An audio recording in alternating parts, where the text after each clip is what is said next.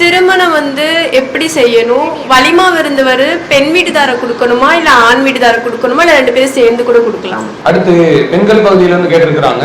அவங்களுடைய கேள்வி, திருமணம் என்பது நபிவழி அடிப்படையில எப்படி செய்வது? திருமணத்தினுடைய வலிமா விருந்து ஆண் தான் கொடுக்கணுமா அல்லது பெண் கொடுக்கணுமா இல்ல ரெண்டு பேரும் சேர்ந்து ஷேர் பண்ணிக்கலாமா என்பது அவங்களுடைய கேள்வி. இது ஒரு தேவையான இன்னைக்கு நடப்புல உள்ள கேள்விதான். திருமணத்தை பொறுத்தவரை எல்லா சமுதாய மக்களும் என்ன நினைக்கிறாங்கன்னா அதை ஒரு புனிதமான நிகழ்வு, சந்தோஷமான நிகழ்வு மட்டும் பாக்குறாங்க. ஏன்னா கல்யாணத்துக்கு சொல்லிட்டா சொந்த வந்தவங்களும் வந்துருவாங்கல்லங்க, எல்லாரும் இருக்கோம், இதுக்காக என்ன செஞ்சிடலாம், எல்லாத்துக்கும் தோதா கல்யாணத்தை வைக்கலாம்னு பாக்குறாங்க. சரி, ஆனா இஸ்லாமிய மார்க்கம் திருமணத்தை புனிதம்னு மட்டும் சொல்லல, ஒரு வணக்கம்னு சொல்லி காட்டு. நபிகள் நாயகம் ஸல்லல்லாஹு அலைஹி வஸல்லம் அவர்கள் சொல்கிறார்கள், அன்கே, நான் திருமணம் முடிக்கிறேன், ஃபமன் ரகிப அன் சுன்னதி, என்னுடைய இந்த திருமணம் என்கிற வழிமுறையை எவன் ஒருவன் மீறுகிறானோ அல்லது வேண்டாம் என்று சொல்கிறானோ, அப்படி வேண்டாம் என்று சொல்பவன் ஃபலைஸ மின்னி, அவன் என்னை சார்ந்தவன் கிடையாது, முஸ்லிமே கிடையாதுன்றாங்க.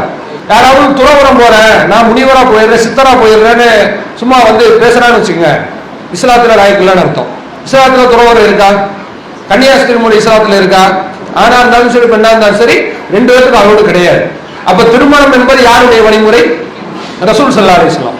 சுன்னத்துன்னு ரசூலா சொல்லிட்டாங்க. சுன்னத்துன்னு சொல்லிட்டாலே நம்ம என்ன செய்யக்கூடாதுங்க, நம்ம இஷ்டத்துக்கு செய்யக்கூடாது.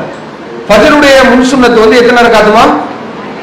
எனக்கு ரெண்டு வேணாம், அல்லாஹ்வுடைய தூதர் சொன்னாங்க, ரக்காயத்தைல் ஃபஜ்ர், ஃபஜ்ர் தொழுகையினுடைய முன் சுன்னத்து 2 ரக்காத் இருக்கு இல்லையா, கைரும் மின துன்யா, அது உலகத்தை விடவும் சிறந்தது, வமா ஃபீஹா, உலகத்துல உள்ள எல்லாத்தை விடவும் சிறந்தது. எத்தனை ரக்காத்து? 2 ரக்காத்து. 2 ரக்காத்துக்கு எவ்வளவு பவர்னா, நான் 6 ரக்காத்து முன் சுன்னத் தொழுகிறேன் அப்படின்னு ஒருத்தர் கிளம்புறான்னு வச்சுக்கல, ஆமான்னு சொல்லுவோமா இல்லைன்னு சொல்லுவோமா? ஏன் நல்லது தானே, ஏன் இல்லைன்னு சொல்றோம்? சுன்னத். சுன்னத்துல யார் சொன்ன மாதிரி செய்யணும்? நபிகள் நாயகம் ஸல்லல்லாஹு அலைஹி வஸல்லம். அப்போ கல்யாணம் என்பது சுன்னத் என்று அல்லாஹ்வுடைய தூதர் நமக்கு வழிகாட்டி தந்து விட்டார்கள். ரசூலுல்லாஹ் சஹாபாக்களுக்கு அப்படித்தான் பயிற்சி வச்சிருக்கிறாங்க. இப்படி இருக்கும்போது ஒரு சுன்னத்தாக திருமணத்தை ஒரு மனிதன் எப்பொழுது நடத்திய நன்மைக்கு ஆளாகுவான் என்று சொன்னால், மார்க்கம் சொன்ன அந்த வரம்புக்கு உள்ள நின்று முடிக்கணும். அந்த பவுண்டரியில இருக்கு இல்லையா, அந்த கோட்டை தாண்டவே கூடாது. தாண்டக்கூடாதுன்னா எப்படி? நபிகள் நாயகம் ஸல்லல்லாஹு அலைஹி வஸல்லம் அவங்க திருமணம் குறித்து எப்படி நமக்கு நடத்தணும்னு சொல்லிட்டு வாயாலையும் சொல்லி தந்திருக்கிறாங்க, செயலால செய்தும் காட்டி இருக்கிறாங்க. திருமணத்தை பொறுத்தவரை செலவுன்னு எடுத்து பார்த்தா 2 தாங்க. ஒண்ணு என்னது? மகர் செலவு, 2வது வலிமா விருந்து. மகருக்கு தெளிவா அல்லாஹ்வே குர்ஆன்ல சொல்லிட்டான். சூரா நிசா 4வது அத்தியாயத்துல 4வது வசனத்துல அல்லாஹ் சொல்லி காட்டுறான், வாத்துன் நிசா, ஆண்களே நீங்கள் பெண்களுக்கு கொடுங்கள், சதுகாத்திகின்ன, அவர்களுடைய மகர் தொகைகளை கொடுங்க. எப்படி கொடுக்கணும்? நெஹ்லத்தன், கட்டாயமா கொடுங்கன்னு சொல்றான். விரும்பினா கொடுங்கன்னா சொல்லி காட்டுறான், இல்ல வேண்டாம் வெறுப்பா கொடுங்க, நினைச்சா கொடுங்க, நினைச்சா விட்டுருங்க, இப்படி சொல்லல. நிகழத்தன்ன அரபியில என்ன அர்த்தம் தெரியுமா? அவசியம் கொடுத்தாங்க. அப்ப மகர் கொடுப்பது யாருடைய கடமை? ஆண். 2வது சிலர் என்னங்க சொன்னோம், மகர் கொடுப்பது ஆணுடைய கடமை. இன்னொரு பாக்கி இருக்கு, அது வலிமா. வலிமாவை பொறுத்தவரை நபிகள் நாயகம் ஸல்லல்லாஹு அலைஹி வஸல்லம் அவர்கள் தெளிவாக அவர்கள் நமக்கு வழிகாட்டி தந்திருக்கிறார்கள். அப்துல் ரஹ்மான் பின் அவுஃப் என்கிற சஹாபி, அந்த சஹாபிக்கு சொல்லுகிறார்கள், அவுலிம், நீங்க வலிமா போடுங்க. நீங்கன்னா யாரு? கணவன், அதாவது ஒரு மாப்பிள்ளை பார்த்து சொல்றாங்க, நீங்க வலிமா கொடுங்க. அல்லாஹ்வுடைய தூதர் கல்யாணம் செய்திருக்கிறாங்க, செய்து வச்சிருக்கிறாங்க. அப்பெல்லாம் யார் வலிமா கொடுத்தது? அவங்க தான் கொடுத்தாங்க. அப்போ வலிமா என்பது முழுக்க முழுக்க யாருடைய பொறுப்பு, யாருடைய தலையில் சுமத்தப்பட்ட காரியம் என்று சொன்னால், மாப்பிள்ளையினுடைய தலையிலும் மாப்பிள்ளையின் வீட்டார் தலையிலும் சுமத்தப்பட்ட காரியம். ஆனா இது இன்னைக்கு எப்படி மாறிடுச்சுன்னு சொன்னா, கடந்த காலத்துல இருந்து கொஞ்சம் டோஸ் இறங்கி இருக்கு. கல்யாண விஷயத்துல நம்ம சமுதாயம் 50 மார்க் வாங்கிட்டாங்க, இன்னும் 50 மார்க் வாங்கணும்ன்றதா நம்ம நோக்கம். 50 மார்க்னா எப்படி சொல்றேன், முன்னாடி எல்லாம் என்ன செய்வாங்கன்னா எல்லா செலவையும் பெண் வீட்டு தலையில கட்டி விட்டுருவாங்க. அதான் சொல்லுவாங்கல்ல, 5 பிள்ளைய பெற்றுட்டா அரசன் கூட அண்டியா போயிடுவான். ஆனா அந்த வரதட்சணை கல்யாணம் பண்றாங்கன்னா 5 பிள்ளையா பார்க்க வேணாம், 1 பிள்ளைய பெற்றா போதும், இருக்கிற எல்லாத்தையும் எடுத்துட்டு விட்டுருவான். இந்த மாதிரி நடப்பு போய் கொண்டிருக்கிறது. இப்ப அல்லாஹ்வுடைய அருளால் எப்படி சொசைட்டி சமுதாயம் மாறிடுச்சுன்னு சொன்னா, பெண் வீட்டு தலையில கட்டுறது கிடையாது, 2 பேரும் ஷேர் பண்ணிக்குவோம். இது ஒரு ஃபேஷனா போயிடுச்சு. ஏன்னா வெளியில கேட்கிறவங்கள்ட்ட தௌஹீது கல்யாணம்னு சொல்லணும். தௌஹீது கல்யாணம் சொன்னாதான் இந்த மாதிரி பயானுக்கு வர்றவங்க வருவாங்க. தௌஹீது கல்யாணம் இல்லைன்னு சொன்னா என்ன செய்வாங்க? ஐயோ உம்மாடி வரமாட்டோமா அப்படின்வாங்க. ஏன்னா இன்னைக்கு வந்து தௌஹீது கல்யாணம் ஒரு ட்ரேட்மார்க்கா போயிடுச்சு.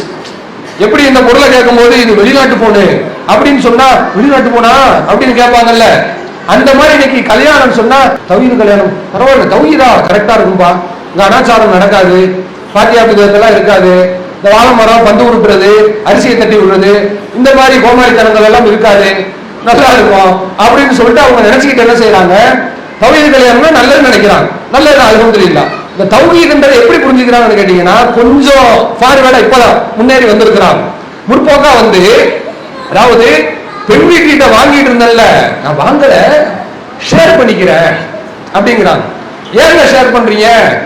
பெண்ணை பத்தவர் சொல்றாராம், எனக்கு இருக்கிறது ஒரே புள்ள, அந்த பிள்ளைக்கு சாப்பாடு போடாம நான் வேற யாருக்கு போட போறேன்? இதெல்லாம் ஒரு காரணமா? அல்லாஹ் ரசூல் பெருசா இல்ல உன்னுடைய ஆசை பெருசான்னு கேட்டா கண்ணை முடிக்கிட்டு அல்லாஹ் ரசூல் சொல்ல வேண்டிய ஒரு முஸ்லீம், சொல்ல கடமைப்பட்ட முஸ்லீம் இப்படியா உட்கார்ந்து சட்டம் பேசி கொண்டிருப்பது? ஒரு பிள்ளைய பத்துட்டேன், ரெண்டு பிள்ளைய பத்துட்டேன், அதெல்லாம் தேவையில்லாத வேலை. அதனால வலிமா என்பது முழுக்க முழுக்க ஆண் தலையில் தான் சுமத்தப்பட்டிருக்கிறது. இதை நீங்க புரிஞ்சுங்க.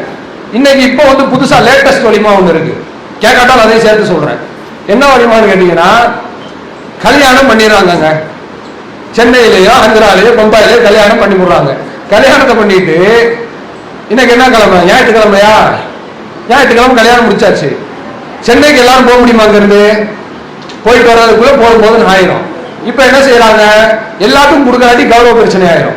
அதாவது கொடுத்த மாதிரி இருக்கணும், கொடுக்காத மாதிரி இருக்கணும் அப்படின்ட்டு என்ன செய்யறாங்க? கல்யாணத்தை சிம்பிளா முடிக்கிறோம்ப்பா அப்படின்னு சொல்லிட்டு ஒரு 400-500 பேரை கூப்பிட்டு நல்ல கமகமன் சாப்பாடை போட்டு விட்டு ஞாயிற்றுக்கிழமை விட்டுறாங்க. செவ்வாய்க்கிழமையை தேர்ந்தெடுக்கிறாங்க. ஒரு 2 நாள் கழிச்சு செவ்வாய்க்கிழமை இல்லாட்டி புதன்கிழமையை தேர்ந்தெடுத்து அங்கிருந்து பொண்ணு மாப்பிள்ளை கூட அழைச்சிட்டு வந்துடுறது. அழைச்சிட்டு வந்து என்ன செய்யறாங்க? அது கல்யாணம், இது வலிமா. இது என்னது? இது சென்னை வேற மெட்ராஸ் வேறையா? நான் கேட்கிறேன், சொல்லுங்க. சென்னைனாலும் மெட்ராஸ்னாலும் ஒண்ணுதானம்மா? இது என்ன புது விளக்கமாக இருக்குது? இது இந்த ட்ரெண்டை யார் பழக்கி விட்டான்னு தெரியல. நல்லா புரிஞ்சுக்கங்க. அல்லாஹ்வுடைய தூதர் காட்டாத ஒரு காரியத்தை செய்யறது நமக்கு வேணா கேலி கிண்டலமா வேடிக்கையா இருக்கலாம், கேட்கறதுக்கு தமாசா இருக்கலாம். ரொம்ப கொடுமையான செய்தி இது. கல்யாணம்னு தனியா வச்சுக்கிட்டு வலிமான்னு சொல்லிட்டு இன்னொரு இடத்துல நம்ம வந்து வச்சோம்னு சொன்னா என்னது இது? ரசூலுல்லாஹ் அப்படி வலிமான பிரிச்சு அப்படி அக்கா சுக்கு சுக்காவை வச்சாங்க. ஒரு கல்யாணத்தை வைக்கிறாங்க, அந்த இடத்துல வலிமா வைக்கிறாங்க, முடிச்சுட்டாங்க, திருமண கோர்ஸ் முடிஞ்சு போச்சு. அதான் ரசூலுல்லாஹ்வுடைய வழிமுறை. அதை விட்டு அங்க வந்து பெண் வீடு வச்சுட்டு மாப்பிள்ளை வீட்டுல கேட்டக்கூடாதுல, நீங்க கொடுக்கல என்ன கஞ்ச பையா, நீ பையனுக்காக செலவழிக்க மாட்டியா, இப்படி கேட்டக்கூடாதுன்றதுக்காக 3வது நாள் அங்க வந்துருங்க அப்படின்னு சொல்லி அந்த பக்கம் திருப்பி விடுவது என்பது கண்டிப்பாக மார்க்கத்தில் ரொம்ப மோசமான காரியம். நபிகள் நாயகம் ஸல்லல்லாஹு அலைஹி வஸல்லம் அவர்கள் ரொம்ப கோபரூபமாக ஒரு செய்தியை சொல்கிறார்கள். இந்த இஸ்லாமிய சமுதாயம், அதாவது அவர்கள் நிபந்தனைகளை இடுகிறார்கள். எந்த அளவுக்கு? ஒயின்கான மேட்ட ஷர்த்தன், 100 நிபந்தனைகள், 100 சட்டம் போடுறான். 100 சட்டமுமே லைஸஃபி கிதாபில்லா, அல்லாஹ்வுடைய வேதத்தில் இல்லாத சட்டமாக இருந்தது என்றால் 1 இல்ல 2 இல்ல, அது 100 இருந்தாலும் சரி, ஃபஹுவ பாத்தில், எல்லாமே வீணா போனதுதான், எல்லாமே தப்பு தான். ரசூலுல்லாஹ் சொல்றது முக்கியமான நான் கேட்கிறேன், நம்ம இஷ்டத்துக்கு மார்க்கத்தை இழுக்கிறதா, மார்க்கத்தை இழுப்புக்கு நம்ம போவதா? யோசிச்சு பாருங்க.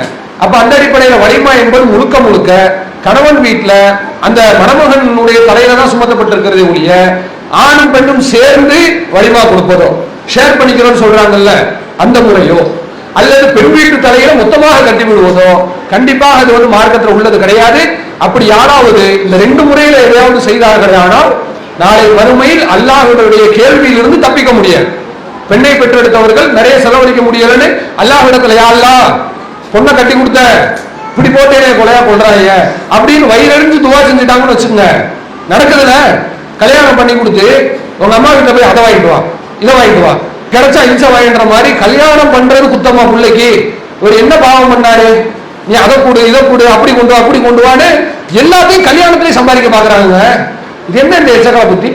ஆம்பளைக்கு வந்து, அதாவது ஆணுக்கு புருஷ லட்சணம் என்னன்னு சொன்னா சம்பாத்தியம் தான். சம்பாதிக்காத வெட்டி பயலுக்கு பொண்ணை கொடுப்போமா? அப்ப சம்பாதிக்கிறான், கரெக்டா தான் இருக்காரு, இருந்தாலும் என்ன செய்யறாரு? வேணும் வேணும் நபிசு பறக்குது, இன்னும் வாங்கு, இன்னும் வாங்கு, எதுக்கு நீ வந்து 50 பவுன் மட்டும் கேட்கிற? மூத்த பிள்ளைக்கு 100 பவுன் போட்டாங்க, போ திருப்பி போய் வாங்கிட்டு வா. இது என்ன இந்த புத்தின்னு நான் கேட்கிறேன். இப்படி நம்ம கேட்டோம் என்று சொன்னால் ஊர் உலகத்துல வேணா தப்பிக்கலாம்.